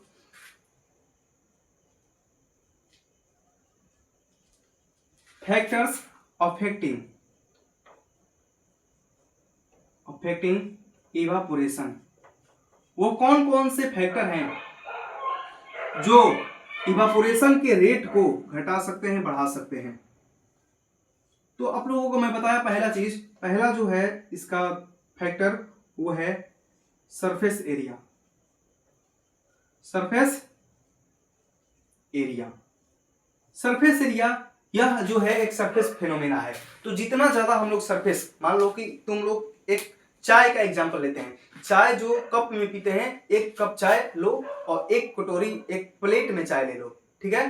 तो कौन पहले ठंडा होगा, कप वाला कि ये वाला। तो अगर मैं कप वाला का एग्जांपल लेता हूं तो कप वाला में जो सरफेस एरिया है बस इतना है, सरफेस एरिया कितना है, सरफेस एरिया बस इतना है। लेकिन अगर मैं प्लेट का एग्जांपल लेता हूं तो इसका सरफेस एरिया क्या है, ज्यादा है। सरफेस एरिया ज्यादा होने की वजह से इवापोरेशन फास्ट होता है। सरफेस एरिया ज्यादा होने से इवापोरेशन फास्ट होता है, जल्दी जल्दी चीजें ठंडी हो जाती है, और ठंडा होने की वजह से थोड़ा सा हाथ इधर रखना, ठंडा भी लगता है। तो सरफेस एरिया बढ़ाते जब हैं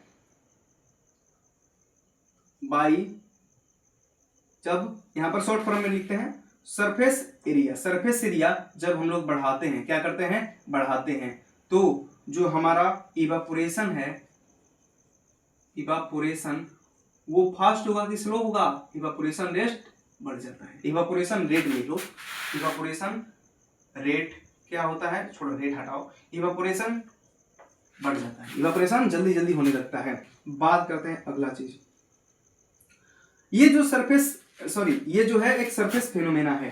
बात करते हैं टेम्परेचर। जाहिर सी बात है अगर हम टेम्परेचर बढ़ाएंगे तो जल्दी जल्दी होगा। टेम्परेचर बढ़ाने से जैसे जैसे हम टेम्परेचर बढ़ाएंगे वैसे वैसे इवापोरेशन भी क्या हो जाएगा, फास्ट हो जाएगा।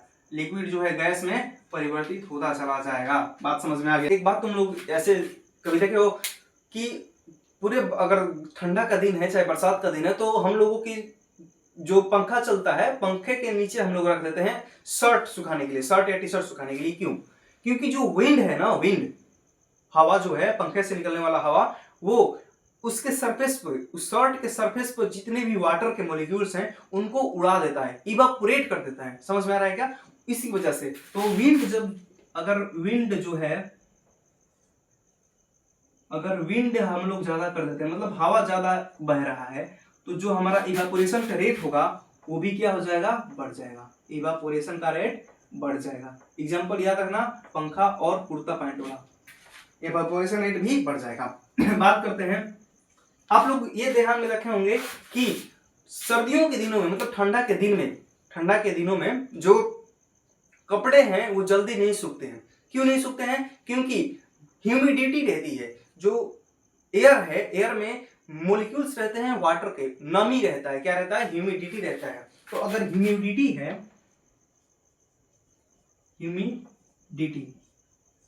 ह्यूमिडिटी ह्यूमिडिटी अगर ज्यादा रहेगा, अगर ह्यूमिडिटी ज्यादा रहेगा, अगर ज्यादा रहेगा तो जो इवापोरेशन रेट है वो कम हो जाएगा। इवापोरेशन क्या हो जाएगा आपका, कम। बात हो गया क्लियर। अब बात करते हैं इस चैप्टर के कुछ लास्ट के जो क्वेश्चंस है उसके बारे में। सबसे पहले बात, कन्वर्ट इनटू सेल्सियस। ये जो टेम्परेचर केल्विन में है इसको सेल्सियस में बताइए। जो पहला मैं बना देता हूं, बाकी सारे आप लोग बनाएंगे। एक फार्मूला होता है kelvin equal two degree Celsius plus 273। हमको क्या निकालना है भाई, डिग्री सेल्सियस निकालना है। तो यहाँ पर मैं डिग्री सेल्सियस ला दूंगा, के हो गया इधर, के आएगा और ये जाएगा माइनस 273 केल्विन। अब बात करते हैं डिग्री सेल्सियस इक्वल टू, के का मान दिया है 300 केल्विन, और माइनस इसमें से 273 घटाएंगे तो कितना आएगा, 27 डिग्री। 27 डिग्री सेल्सियस आंसर हो जाएगा तुम्हारा। बाकी तुम लोग कर लेना इस फॉर्मूले पे बैठा करके, ठीक। ये वाला फॉर्मूला पे आप लोग बैठा करके करेंगे सवाल को। अब बात करते हैं कन्वर्ट इनटू केल्विन, इसको केल्विन में बदलना है। लगाओ ये वाला फॉर्मूला, केल्विन में क्या फॉर्मूला होता है, kelvin equal two degree Celsius plus 273। बात करते हैं डिग्री सेल्सियस का मान दे दिया है 25 प्लस 273 कितना हो जाएगा, जो भी आएगा देखो 8 हो जाएगा, 9 और 298 केल्विन हो जाएगा आपका आंसर। बाकी सारे आप लोग करेंगे। इस पर 250 डिग्री पर जो वाटर रहता है वो स्टीम बन जाता है, और यहाँ पर liquid and gas, liquid plus gas का जो है वो मिक्सर रहता है। बात करते हैं for any substance how does the temperature remains constant during the change of the state. क्यों, मतलब कि चेंज जब स्टेट होता है, इंटरकन्वर्जन होता है, तो हीट क्यों कांस्टेंट रहता है, टेम्परेचर क्यों कांस्टेंट रहता है, बिकॉज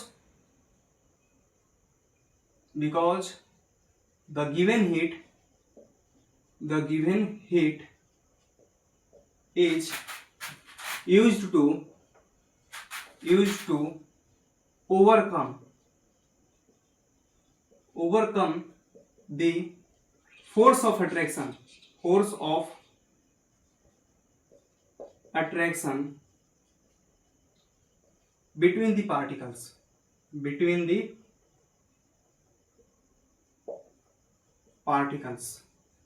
पार्टिकल्स के जो फोर्स ऑफ अट्रैक्शन उसको तोड़ने में बिकॉज यूज होता है सारा का सारा एनर्जी से ये खत्म हो जाता है। ये कैसे करेंगे, इसको लिक्विफाई करना है, इसको कंप्रेस करेंगे बाय कंप्रेसिंग, लिखो बाय कंप्रेसिंग एंड कूलिंग करके हम लोग किसी भी एटमॉस्फेरिक गैस को लिक्विफाई कर सकते हैं। अगला क्वेश्चन देखते हैं, how does the water kept in at the pot becomes cool. देखो because water molecules comes outside from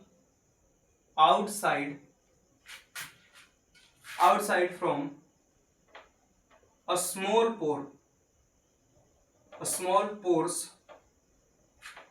pores of pot and get evaporates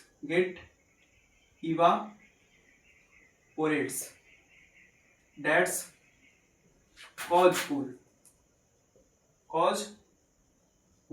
अगला क्वेश्चन का आंसर हो जाएगा आप लोगों का कि why does the our palm feel cold when the put some acetone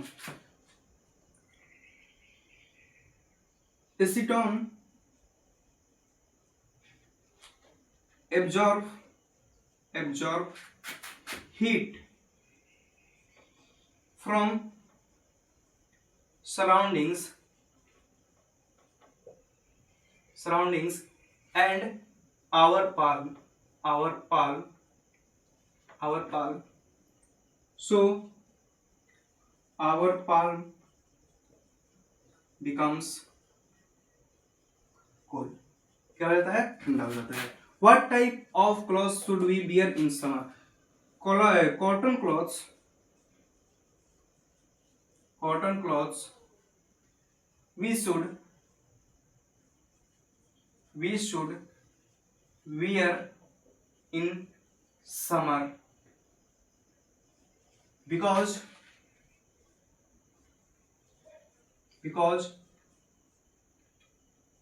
cotton clothes possess possess many small pores. I hope आप लोगों को ये वीडियो पसंद आया होगा और इसमें जो भी चीजें पढ़ाया हूं फर्स्ट चैप्टर के अंदर पूरा का पूरा कॉन्सेप्ट, पूरा का पूरा जो मैं पढ़ाया हूं, क्वेश्चन आंसर लिखवाया हूं, आप लोगों को समझ में आया होगा, सब कुछ याद हो गया होगा। तो अगर ऐसा हो गया है, याद हो गया है, समझ में आया है तो कमेंट में एक बार लिख के जाइएगा, सब कुछ क्लियर हो गया है, सारा कॉन्सेप्ट आ गया है। तो thank you so much, have a nice day and God bless you. चलिए मिलते हैं नेक्स्ट क्लास में।